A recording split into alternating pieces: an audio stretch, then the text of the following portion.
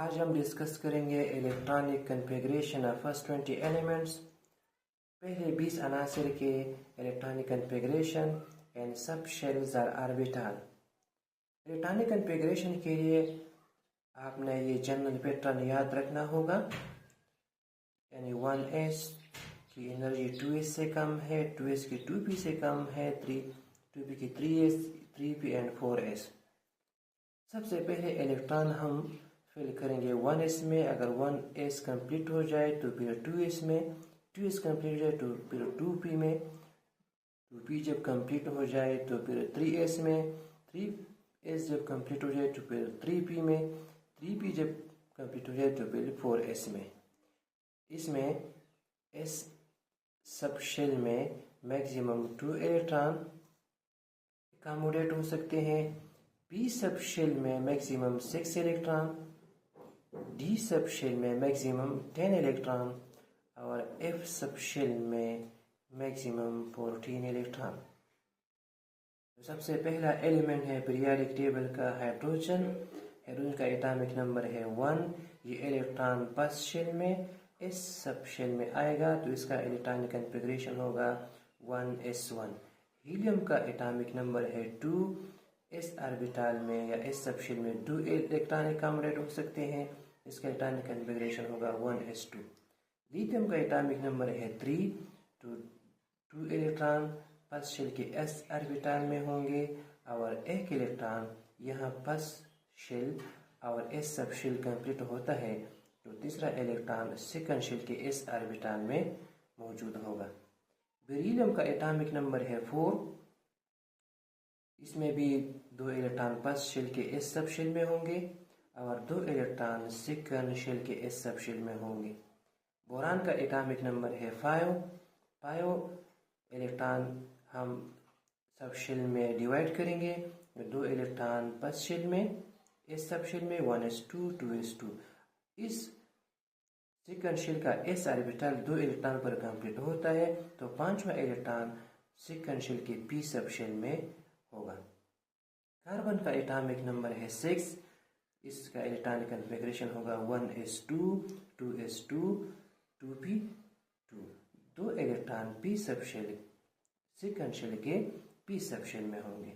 Nitrogen का electronic configuration भी यहाँ हम एक इलेक्ट्रॉन ऐड करेंगे, 2p3 आएगा, 1s2 2s2 2p3।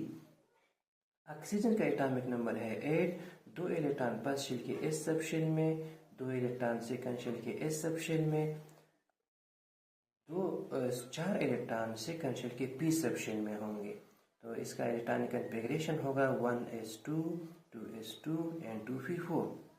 फ्लोरीन का एटॉमिक नंबर है 9। इसका इलेक्ट्रॉनिक कन्फिग्रेशन होगा 1s2 2s2 2p5। 5 electron second shell के p सब शेल में होंगे। नियान का एटॉमिक नंबर है 10।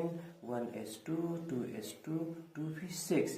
2p6 यानी सेकंड शेल के p सब शेल में 6 इलेक्ट्रॉन होंगे। सोडियम का एटॉमिक नंबर है 11। 2 इलेक्ट्रॉन फर्स्ट शेल के s सब शेल में होंगे, फिर 2 इलेक्ट्रॉन सेकंड शेल के s सब शेल में, 6 इलेक्ट्रॉन सेकंड शेल के p सब शेल में। इस पर सेकंड शेल भी कंप्लीट होता है जो आखिर इलेक्ट्रॉन थर्ड शेल के s ऑर्बिटल में होगा। इलेक्ट्रॉनिक कन्फिग्रेशन होगा 1s2 2s2 2p6 and 3s1।